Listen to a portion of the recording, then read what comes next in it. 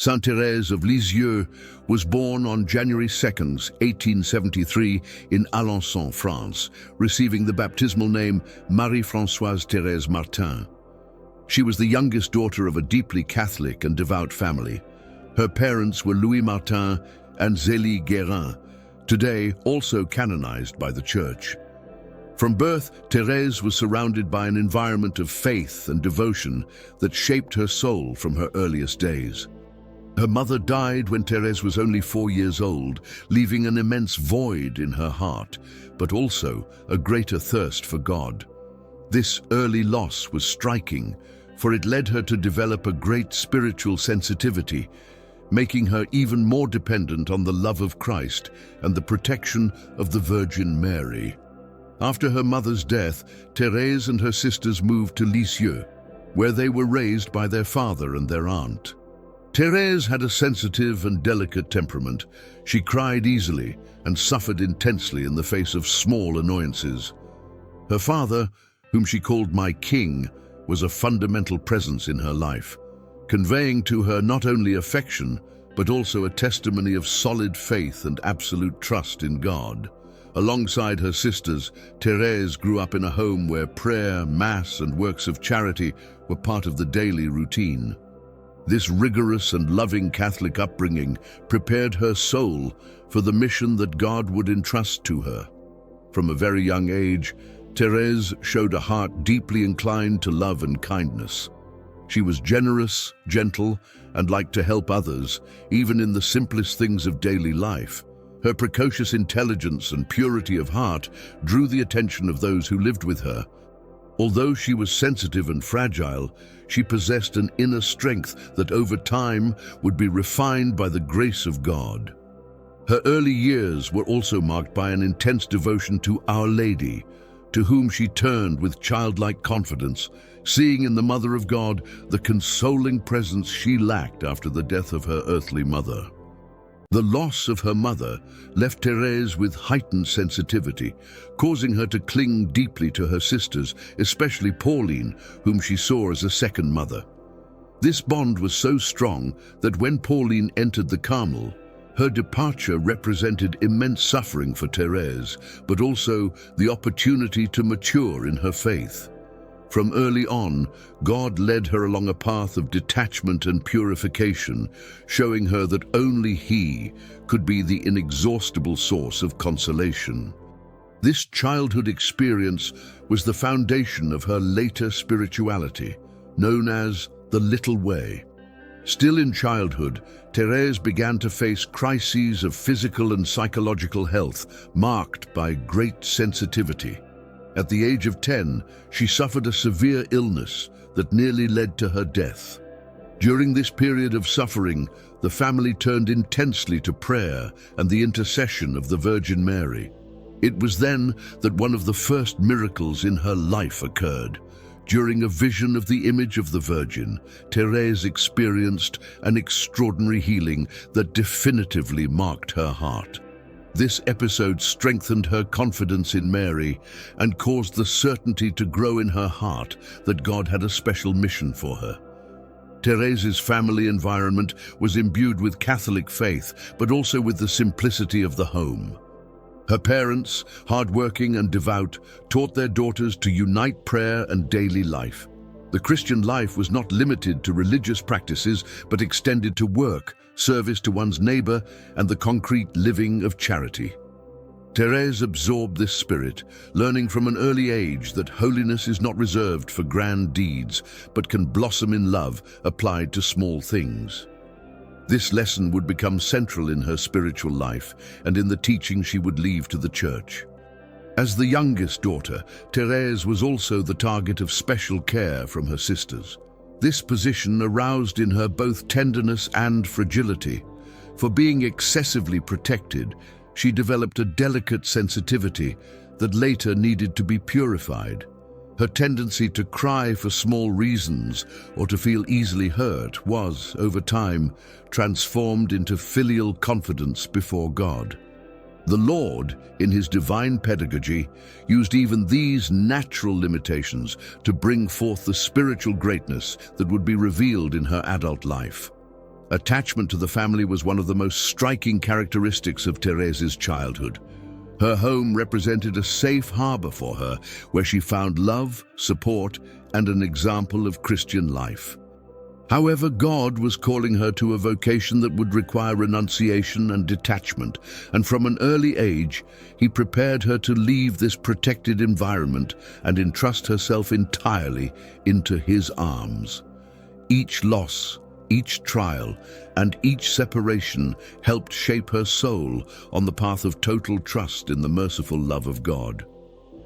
Still in childhood, Thérèse developed a burning devotion to the child Jesus, whom she considered her model and spiritual companion.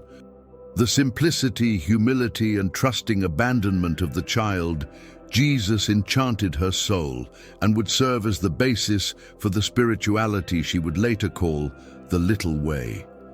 This devotion, born in her earliest years, accompanied her throughout her life and made her known in the world as the Little Flower, a symbol of the delicacy and beauty of holiness lived in small things. The childlike heart of Thérèse was, therefore, fertile ground for divine grace. Family experiences, painful losses, and moments of simple joy shaped her soul with traits that would later be recognized as the essence of her spirituality: total trust in God, ardent love for Christ, filial devotion to the Virgin Mary, and fidelity to the small things of daily life. Thus, her childhood, although marked by fragilities and sorrows, was the providential preparation for an extraordinary life of holiness. As she entered adolescence, Thérèse of Lisieux continued to be marked by her extreme sensitivity. After her mother's death, she carried within herself a fragility that made her cry for small reasons and feel deeply affected by offenses or annoyances. This characteristic made her youth a challenging period, for although she was pious and full of goodwill, her soul was constantly troubled by feelings of insecurity. Nevertheless, even in that state, God was already working within her, preparing her for the grace of a great conversion that would radically transform her spiritual life. One of the most significant moments of this stage occurred in 1883, when Thérèse fell gravely ill at 10 years of age. During the illness, her physical and emotional health collapsed, and the family even feared for her life. Then an extraordinary episode occurred. At her bedside, Thérèse had a vision of the Virgin Mary smiling at her. That maternal gaze filled her soul with strength, and she immediately recovered from the illness. For the young Thérèse, this fact was a clear manifestation of God's love and the Virgin's protection, which confirmed her in her journey of faith. Despite the miraculous healing, Thérèse continued to struggle against an exaggerated sensitivity that made her vulnerable to the smallest events. This struggle accompanied her until the famous Christmas night of 1886, when she experienced what she called her first conversion. At that moment, during a family celebration, she was tempted to give herself over to tears because of a contrariety. However, she felt deep within her soul the force of divine grace that helped her master her sensitivity. From then on, a new Thérèse was born, stronger, more mature, and determined to offer herself totally to God. This experience of conversion was for Thérèse a watershed. She herself would later recount that night Jesus completely transformed her heart, freeing it from its fragility and filling it with the courage to follow the path of holiness. From then on, Thérèse ceased to be a girl dominated by sensitivity and became a young woman firm in her decision to seek holiness. This Christmas grace was the beginning of a new phase in her life, marked by absolute trust in God and an ardent desire to give herself entirely to Him. The spiritual maturity that Thérèse attained from this conversion manifested itself in small attitudes of daily life. She no longer allowed herself to be shaken by criticisms or setbacks, but offered everything as a sacrifice to God. This interior change was so profound that it impressed everyone who knew her. Her family perceived that there was something extraordinary about her, a supernatural force that led her along a path far beyond the ordinary. This interior transformation was a milestone that prepared her for the religious vocation that burned in her heart. The desire to consecrate herself entirely to God had been growing in Thérèse since she was very young. Observing her sisters enter the Carmel, especially Pauline, who held a special place in her heart, she also began to feel a strong attraction for that life of prayer, silence, and total surrender to Christ. At 15, her decision was made. She wanted to enter the Carmel of Lisieux and offer her life for the Church and the salvation of souls. For many, this decision seemed premature, but for Thérèse, it was the only possible response to the infinite love of God that she felt pulsing within her. However, her decision was not without difficulties. The rule of the Carmel did not allow the entry of such young girls, and Thérèse faced resistance even from some religious who thought her age an obstacle to such a great commitment. But Thérèse's determination was unshakable. Moved by a surprising courage for her age, she went so far as to ask the bishop personally for authorization to enter the convent.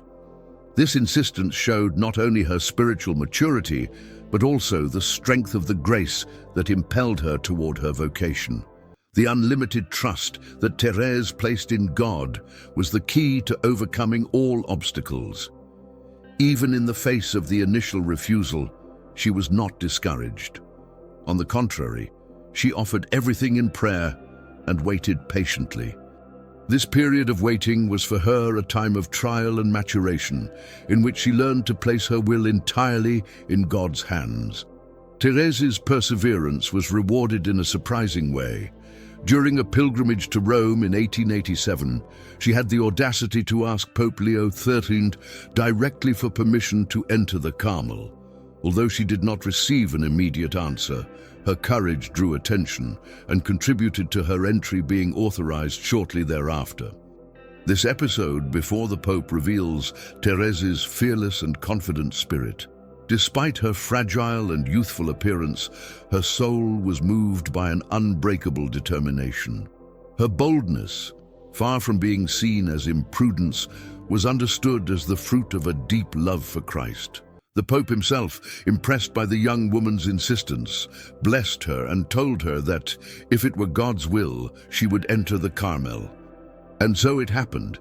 In 1888, at the age of 15, Thérèse finally fulfilled the dream of consecrating herself entirely to the Lord. Thérèse's adolescence, therefore, was not only a time of fragilities and challenges, but above all, a period in which divine grace worked wonders in her soul. The healing through the intercession of the Virgin, the conversion on Christmas night, and the courage to face resistance in order to enter the Carmel show how God guided every detail of her life. This phase was the perfect preparation for the mission she would perform as a Carmelite, living in hiddenness, but leaving a testimony that would reach the whole world. On April 9th, 1888, Thérèse Martin crossed the doors of the Carmel of Lisieux, never to leave again.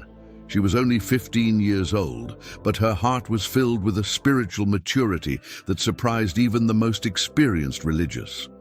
Entering the convent meant leaving behind the security of home, her father's affection, and her sister's company, but Thérèse was willing to renounce everything for love of Jesus.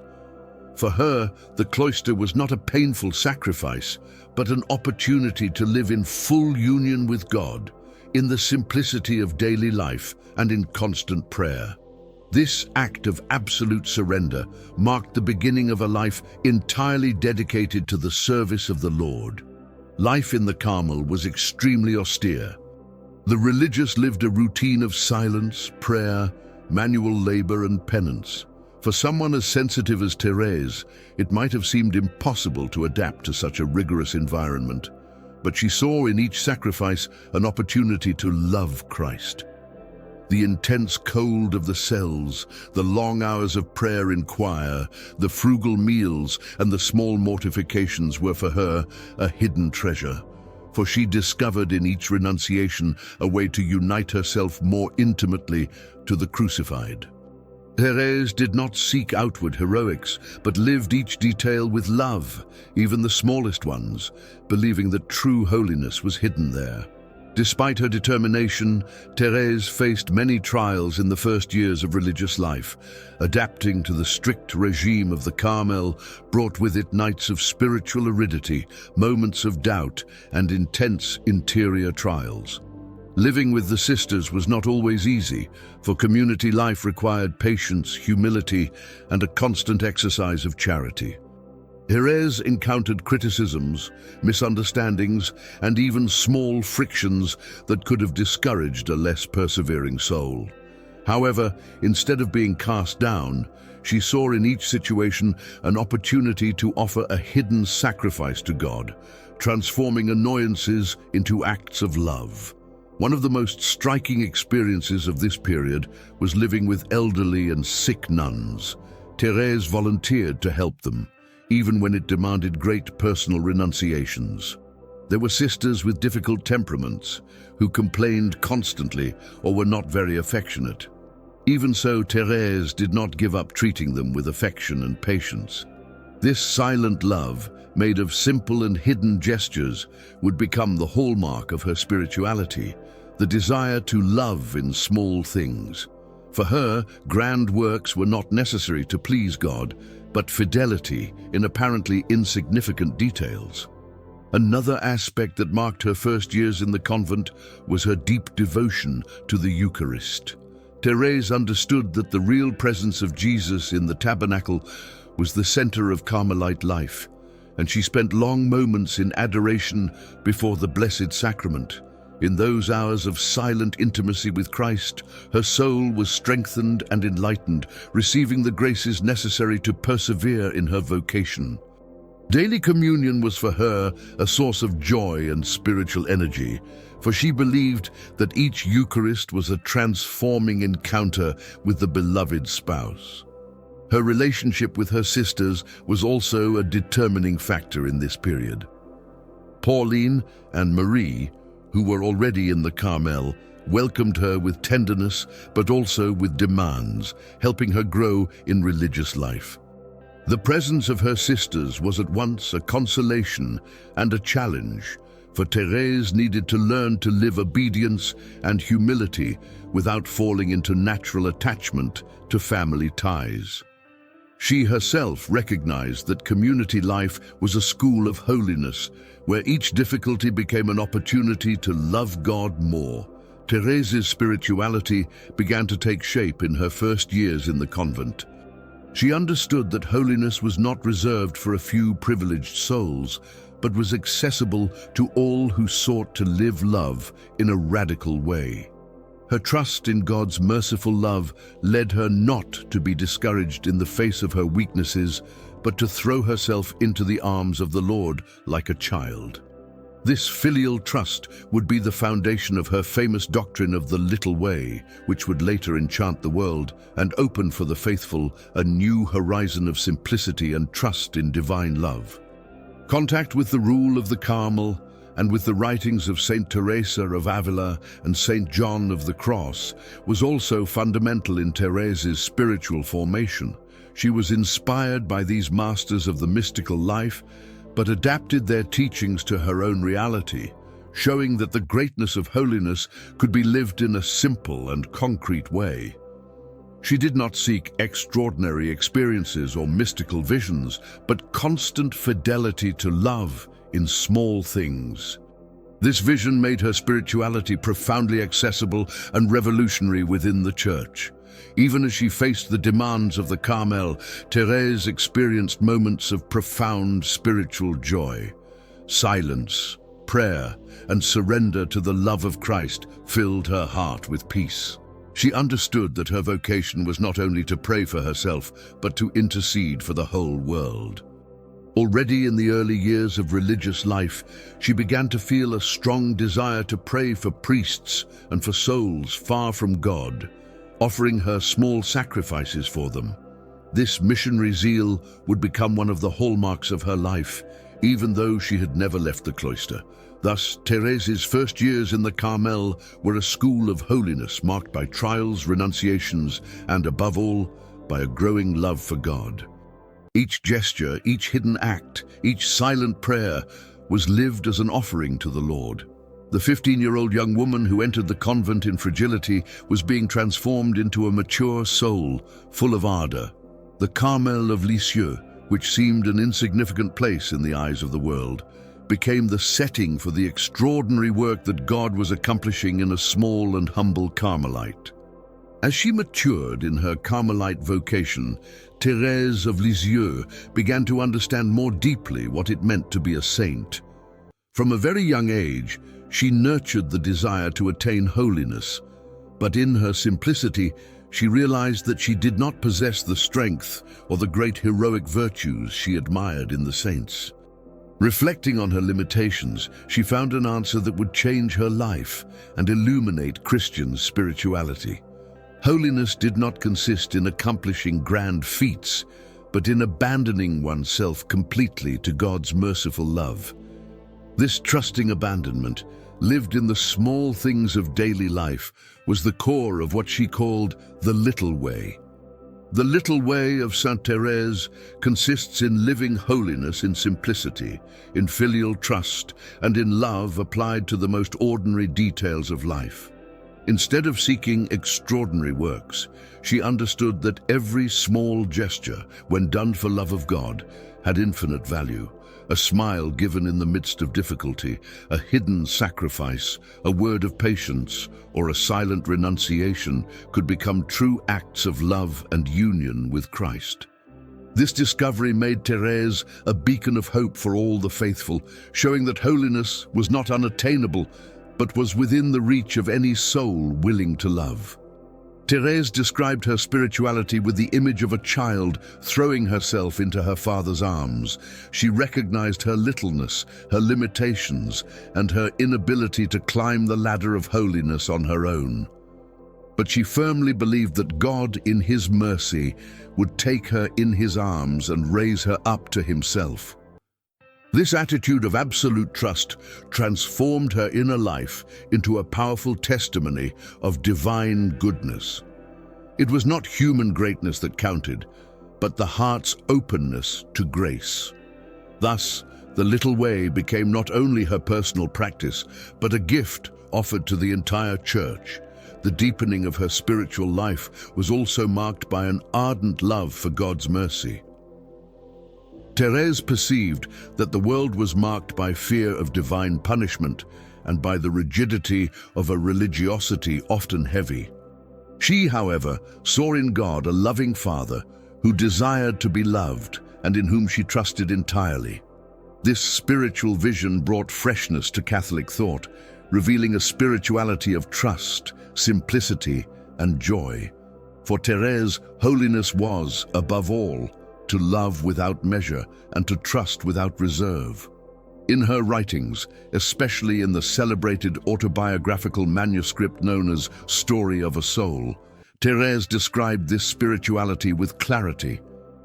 Her words touched readers' hearts by their authenticity, tenderness, and depth. She did not speak as a distant theologian, but as a daughter who shared her experiences with simplicity and sincerity. This closeness to the reader made everyone feel invited to follow the little way, regardless of their condition, age, or state of life. The little way did not exclude suffering, but transformed it into an opportunity to love. Thérèse understood that carrying small crosses with joy and offering them to God was a way of collaborating in the redemption of souls.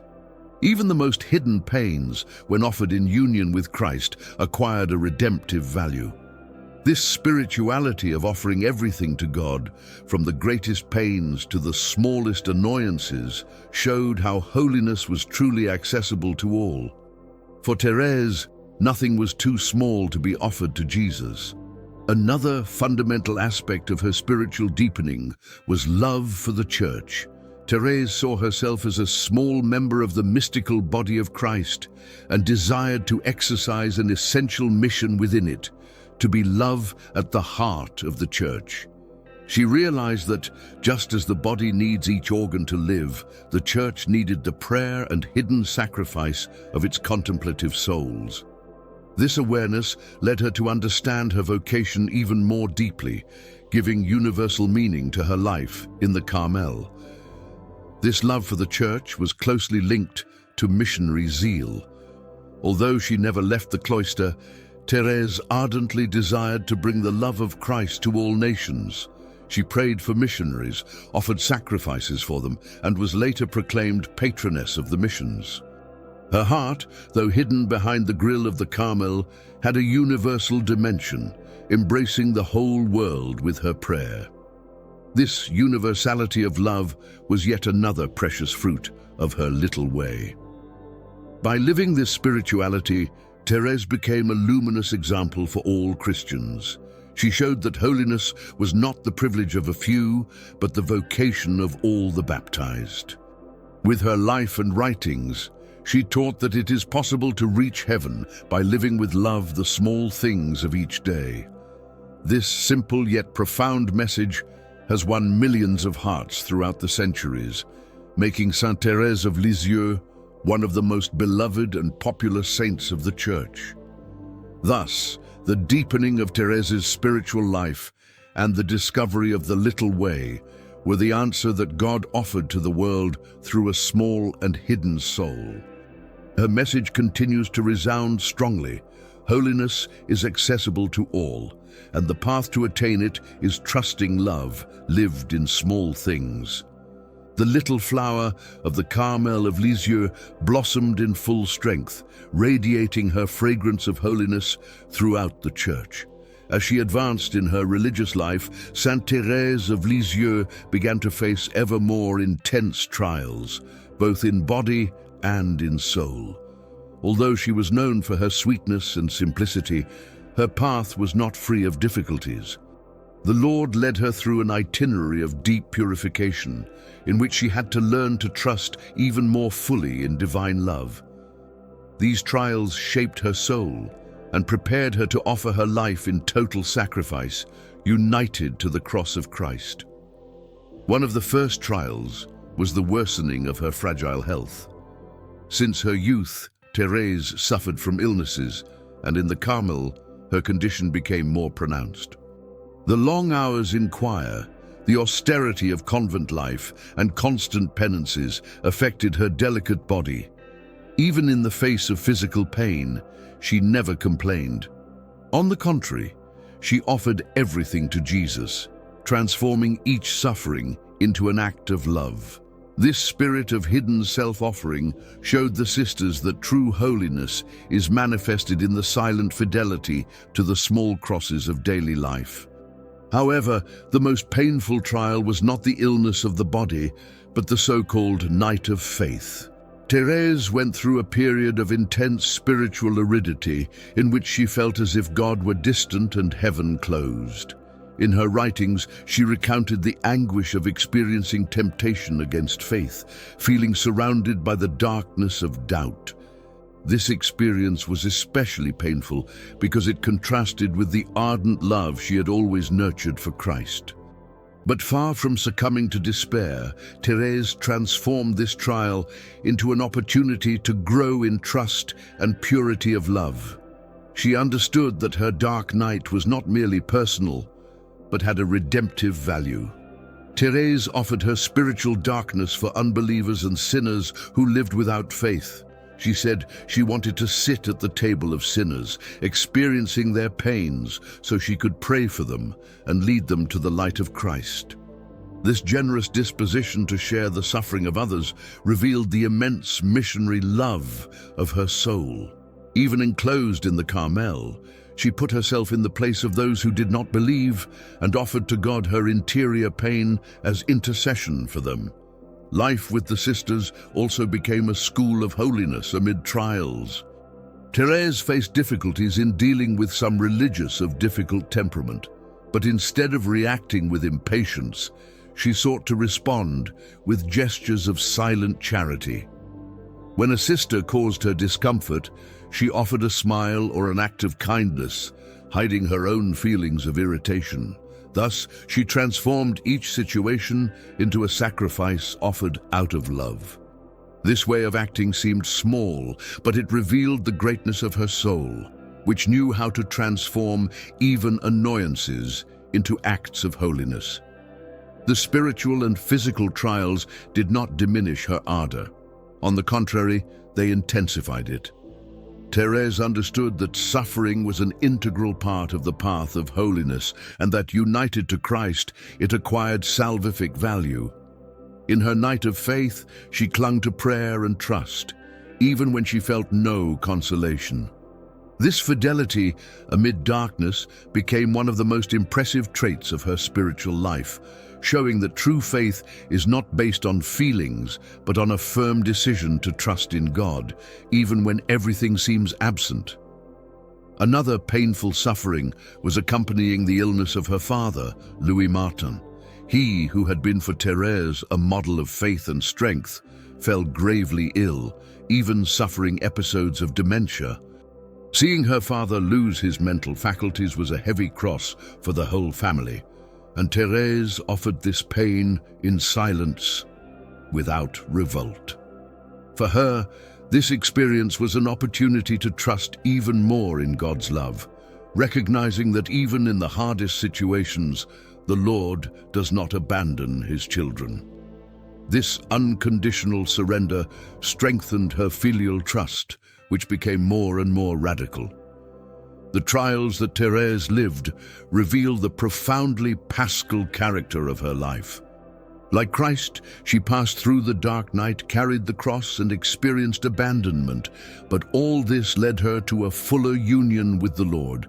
Suffering for her was not an end in itself, but a path of love. Her life shows that holiness does not consist in avoiding pains, but in transforming them into acts of trust and surrender. This spirituality of offering everything, even the darkness of faith, made Thérèse a luminous example of hope for all who go through difficulties. Amid her pains, Thérèse never lost the capacity to love. On the contrary, her love became ever purer and more disinterested. She loved God not for the consolation he could give, but simply for himself. This purity of love is the summit of the spiritual life, and Thérèse reached this point through fidelity amid trials. Her testimony shows that holiness is not measured by feelings of fervor, but by the capacity to remain faithful even in the absence of consolation.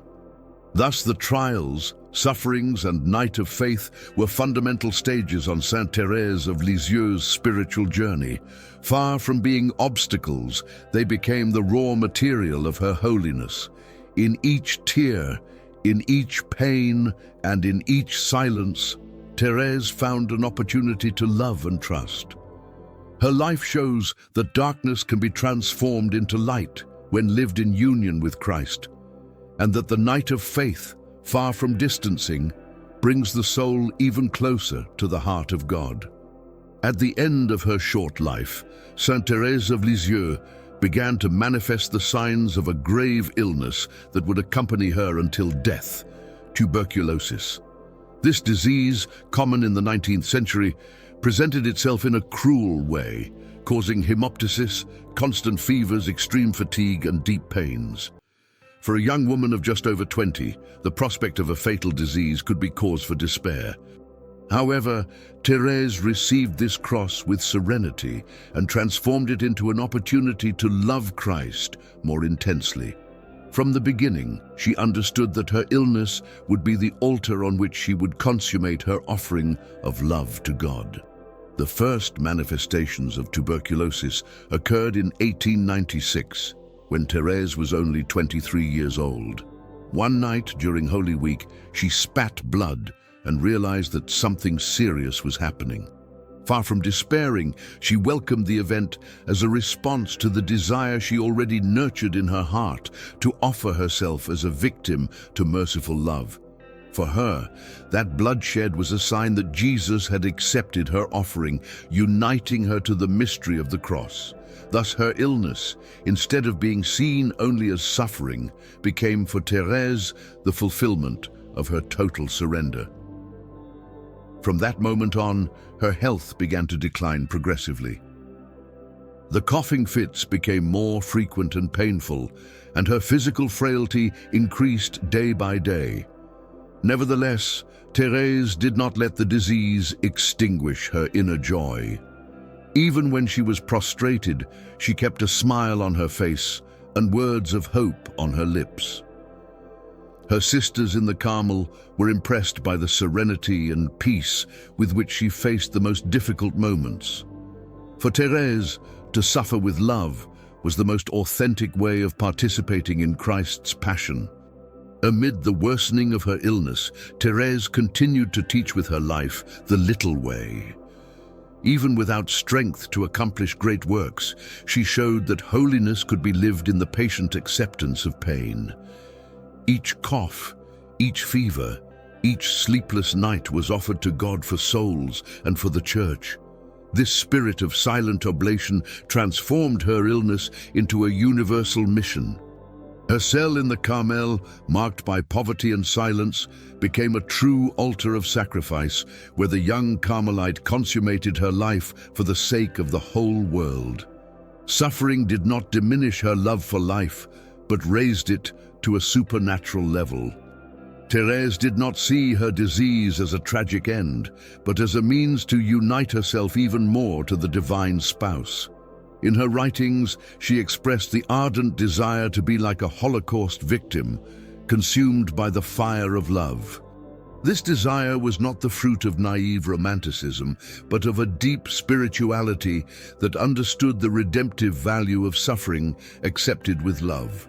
Thus, her tuberculosis was not merely an illness, but a vocation within the vocation, a call to offer herself totally to God. Despite physical pain, Thérèse preserved an unshakable trust. Even when she felt the darkness of the night of faith, she continued to proclaim that she trusted in God's merciful love. This trust became even more impressive because it did not rest on feelings of consolation, but on a firm and conscious decision. Thérèse thus became an example that true holiness consists in loving and trusting even when everything seems lost. Her life was a testimony that divine grace can sustain the soul amid the greatest pains. The last weeks of Thérèse's life were especially hard. The disease advanced implacably, bringing searing pains and weakening her body more and more. However, even in those moments, she continued to radiate peace. She consoled the sisters who assisted her, encouraged them with words of faith, and displayed a joy that could only come from the Holy Spirit. This capacity to transform pain into love impressed all who were around her. Her cell, marked by simplicity, became a place of spiritual pilgrimage for the sisters who sought to learn from her how to live and suffer out of love. Thérèse herself recognized that her illness was a grace, for it made her participate in a real way in Christ's cross. In one of her most famous phrases, she declared, "I am not dying, I am entering life." For her, death was not an end, but the doorway to full union with God. This certainty illuminated her face even in the moments of greatest suffering. Her tuberculosis, which might be seen as a tragedy, was transformed into spiritual triumph, for it was the opportunity to give herself completely to the beloved of her soul. Throughout her illness, Thérèse revealed an even more intense missionary spirit. Although she never left the Carmel, she offered each suffering for missionaries scattered throughout the world and for souls who did not know Christ. This universal dimension of her offering led to her being later proclaimed patroness of the missions. Her heart, limited by a sick body, expanded to embrace the whole world with her prayer and sacrifice. This universality of love showed the spiritual greatness hidden in a life apparently small and hidden. Thus, Thérèse's final illness was not merely a stage of pain, but the consummation of her vocation. By offering her life as a victim of love, she united herself fully to Christ's cross, transforming her weakness into strength and her death into a source of life for the Church. Her testimony continues to teach that suffering, when lived with love and trust, becomes a path to holiness and a powerful means of salvation. Thérèse of Lisieux, even consumed by tuberculosis, blossomed as the little flower who offered herself entirely to the Lord. In the last months of her life, Saint Thérèse of Lisieux was already completely consumed by tuberculosis. Her health had deteriorated to the point that she could scarcely rise from bed, and each breath was accompanied by intense pain. Despite her weakness, her soul remained full of love and hope. The sisters of the Carmel witnessed with admiration the serenity of the young Carmelite, who faced suffering not with revolt, but with total abandonment to the will of God. Her cell, simple and austere, had been transformed into a true sanctuary of holiness, where the light of the Holy Spirit shone forth in each gesture and word. During this time of agony, Thérèse continued to speak words of trust and love. She often told the sisters that she did not fear death, for she saw it as a definitive encounter with the spouse of her soul. She frequently repeated, "I am not dying, I am entering life." This certainty that death was only the passage to eternity gave her an impressive peace, which consoled not only the sisters, but also her family and all who accompanied her. Her attitude in the face of death became a luminous testimony of Christian faith, showing that hope in Christ conquers even the harshest pains. On September 30th, 1897, Thérèse lived her last hours. She was surrounded by her Carmelite sisters, who prayed and accompanied her in her final surrender. Amid coughing fits and difficulty breathing, she maintained her serenity. In her final moments, she lifted her eyes to the crucifix and exclaimed with ardent faith, "My God, I love you."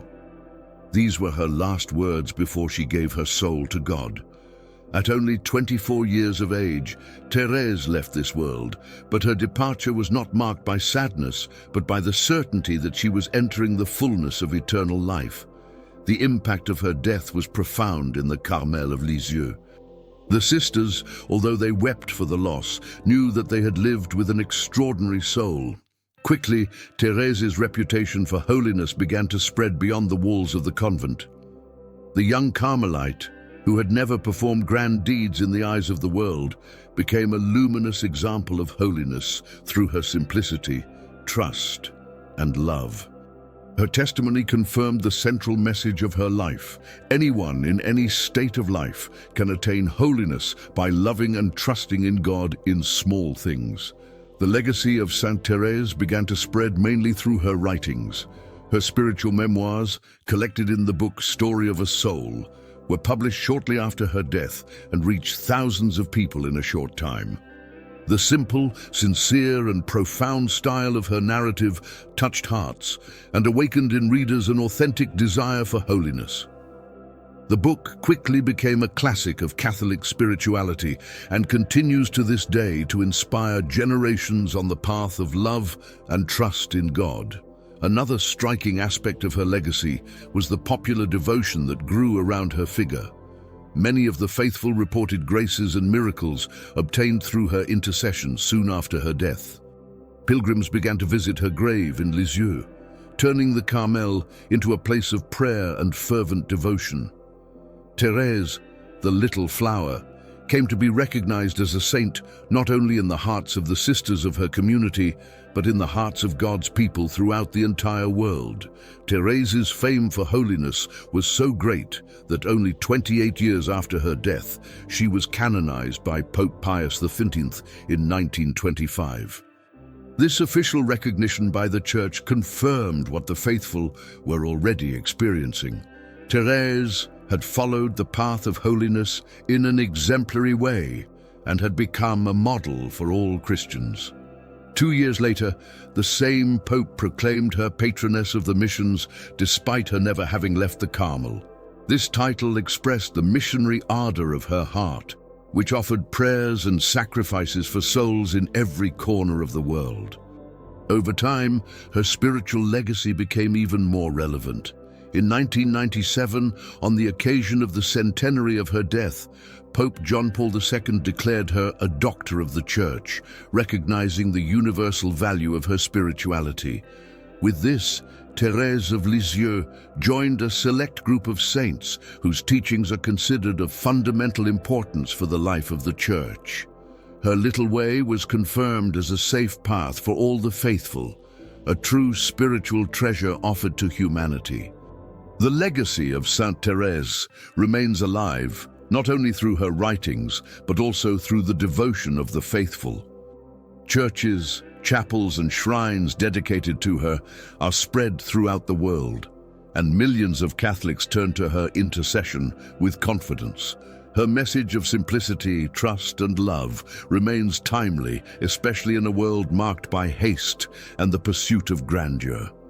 Thérèse teaches that holiness is within everyone's reach. One need only live with love the small things of each day. Thus, the holy death of Thérèse did not represent the end, but the beginning of an even broader mission.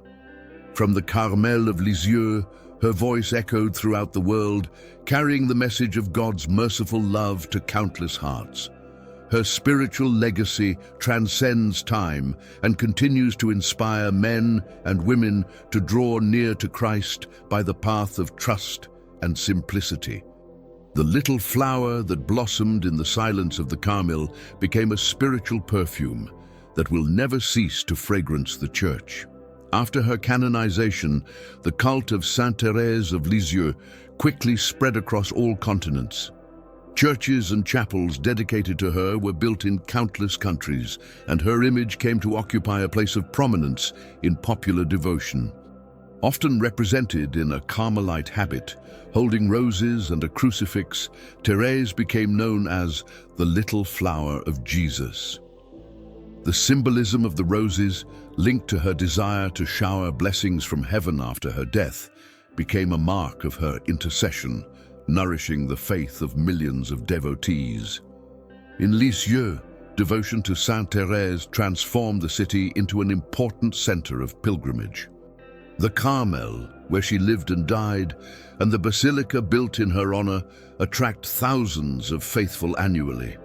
These places are not just historical monuments, but authentic spiritual sanctuaries, where pilgrims seek to renew their faith and learn from Thérèse's simplicity. Many report graces received through her intercession, confirming that her promise to let fall a shower of roses remains alive and effective. The cult of Saint Thérèse is not restricted to France, but has reached the entire world. In Brazil, her devotion has gained great strength, especially among Carmelites and parish communities inspired by her spirituality. Her testimony of trust in God's love resonates strongly in lands marked by the simple faith of the people. In other countries of Latin America, Europe, Africa, and Asia, her message has found fertile ground because it speaks to a universal need, the pursuit of holiness in everyday life.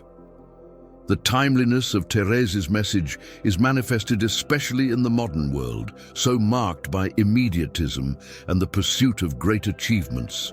Amid a culture that values only what is grand or spectacular, Saint Thérèse teaches that true greatness lies in small things done with love. This teaching becomes profoundly liberating because it shows that any person, in any situation of life, can be a saint.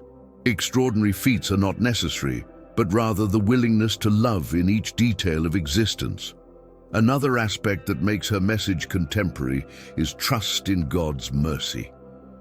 In a time when many feel discouraged, burdened by guilt, or wounded by hopelessness, Thérèse reminds us that the heart of God is always open and welcoming. Her little way is not a shortcut to holiness, but a safe road, because it is founded on total trust in God, who raises up and sustains even the weakest. Her spirituality is an invitation for everyone to approach God with simplicity, like children in the arms of a loving Father. Moreover, Thérèse's missionary love maintains an impressive vigor today. Although she never left the Carmel, her prayer and sacrifice for missionaries made her the patroness of the missions. This title places her as an example for all Christians, reminding us that mission does not depend only on going to distant lands, but on offering one's life, prayer, and love wherever one may be.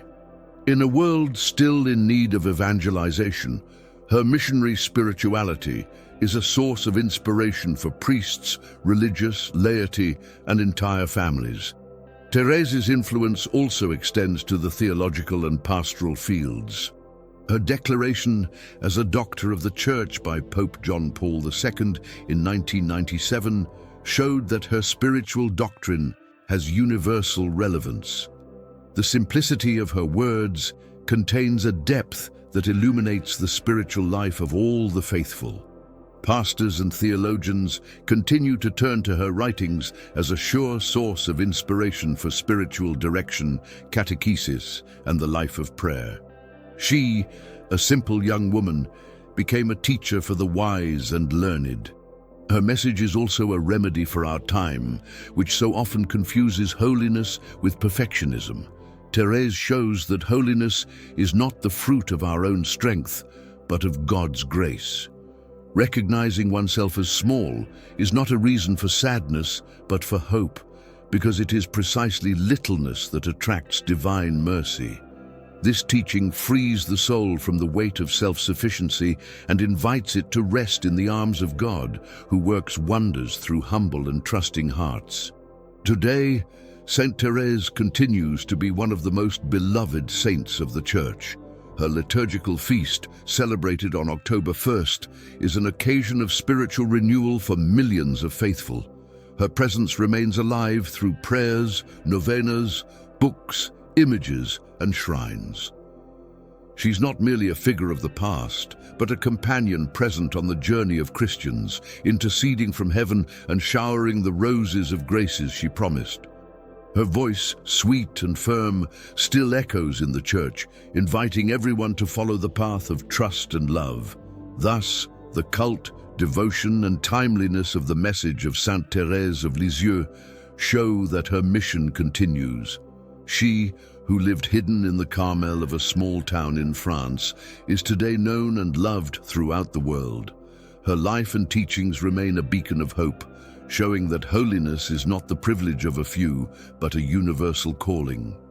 The little flower of the Carmel continues to bloom in the hearts of the faithful, teaching that in God's hands, even the smallest gestures become great when done with love.